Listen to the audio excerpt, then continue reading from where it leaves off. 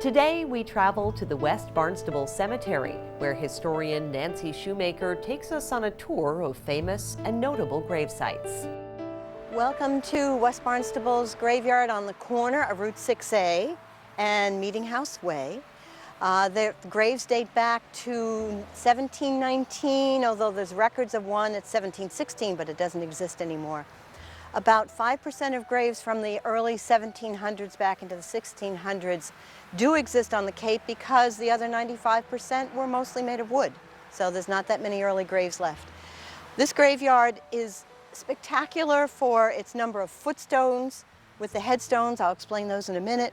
But it's absolutely horrible as far as the quality of the stone. And I'll explain that as we go along. But right here over to my left is a headstone.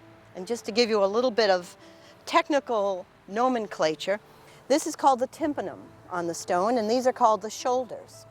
This is the headstone, and in modern day, the head might be here going out, but in the 1700s, even the 1800s, the early 1800s, the head is here, and that's the footstone. So headstone, footstone. And in this graveyard, Barnstable is a little odd, not normally, but it is in this case.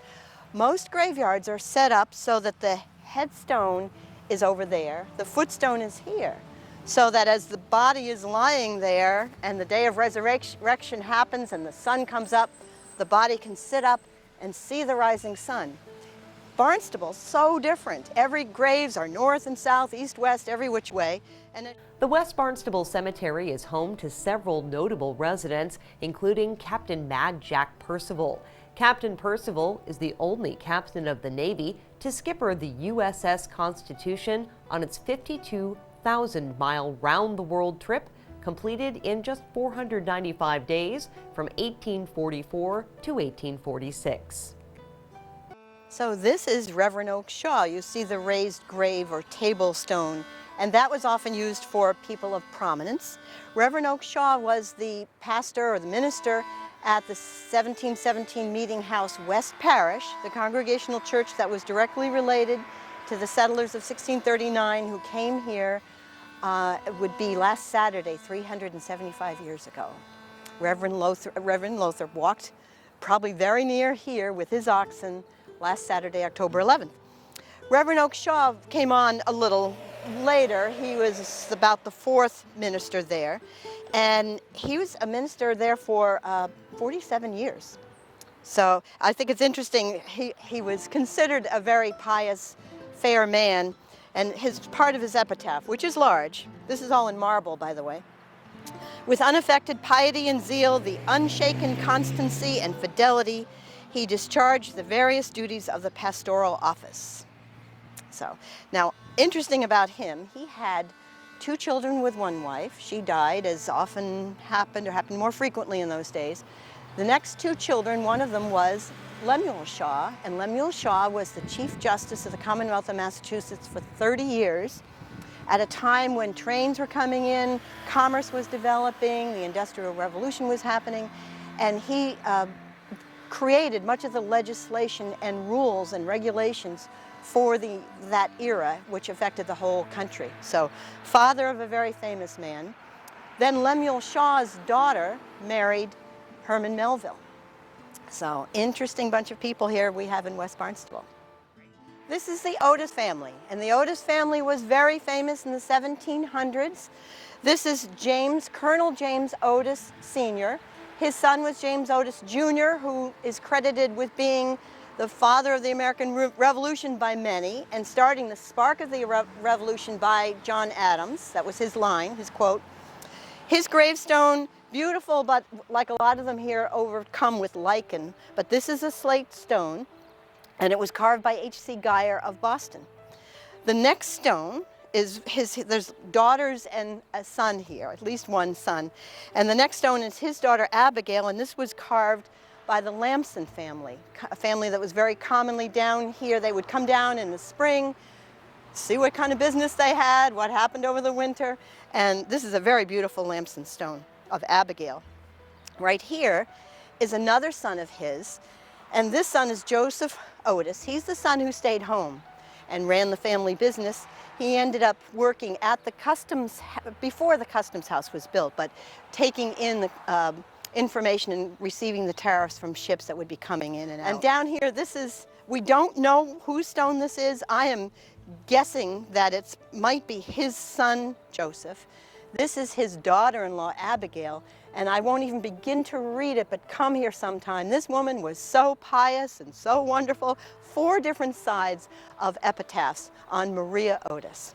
The oldest stone at the West Barnstable Cemetery belongs to Abigail Chipman Jackson.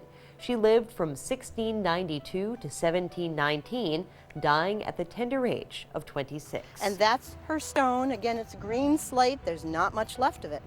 So the West Barnstable Historical Society in 2009 thought it was important enough to put a stone which is flat in the ground, making sure that people know the earliest stone. Again, we have one recorded on paper of 1716. There's another gentleman who died also in 1719, but Abigail's is the oldest known stone here. A monument to Parker Lombard is also located within the walls of the West Barnstable Cemetery. Parker Lombard was given land and a farm by his uncle. Parker died a couple of years later. He had no heirs, and so he gave the land and the buildings for the benefit of the poor of the town. And part of this tract of land is part of the Lombard property, although it was a graveyard before this. And this is his actual stone right here, slate, and this was erected in 1935. This is Captain James Jenkins, and Captain James Jenkins traveled the world. He was on the Chilo at one time in Singapore, and he wrote journals about his trips. One of them had a very interesting segment where he was with a Mr. Safford from Salem. They were walking along the streets of Singapore, and they met a man, a resident of Singapore, who invited them back to his house. Normally they wouldn't do that because they would get rolled. They know that that was a common practice. So they decided they would because this man seemed interesting, and he, after a very nice dinner, offered them a pipe of opium. And he took a little. Apparently the host became obliterated, but he and the other captain tried it, and he writes in his journal that on the whole, the opium smoker is a happy fool, where the drunk is a insane brute. Interesting line. He's not a, I think that was his only encounter. Fascinating man, went to sea early, taught himself French so that he could read Molière, and also taught himself to play the violin and became a member of the choral society in the village. Now his daughter is within the confines of the family grave here, that's all fenced in, and his daughter is Elizabeth Crocker. Her stone is beautiful newer slate. She died in 1956, and she was probably the main reason that our 1717 meeting house at the end of Meeting House Way, right near Route 6, has been put back into its original shape and configuration. She's called the woman who saved, I think it's the lady who saved the meeting house. There's a little book out about her. Fascinating woman, an educator, came back to her hometown. She bought the parsonage, which is where Lemuel Shaw and Oakes Shaw lived. Yes, this is, look, it has 4 eyes in the name. This is a Finnish gentleman. His name was Victor Winnikainen. He's buried here with his wife and I believe 4 of his sons. It might be 5 of his sons. He had a dairy farm that he bought in the early 1900s, I think it was 1915, and had a thriving business until the early 1950s. He just was a hard worker and a good example of how the Finns were such important immigrants to come to America, and particularly to come to West Barnstable. They have, they were worked in the brick factory, they were farmers, and the Finnish culture is so here still today. You'll see it particularly in the holidays of the Lutheran Church. And this is again another interesting example of how exotic life could be back in earlier days, even for our West Barnstable residents. George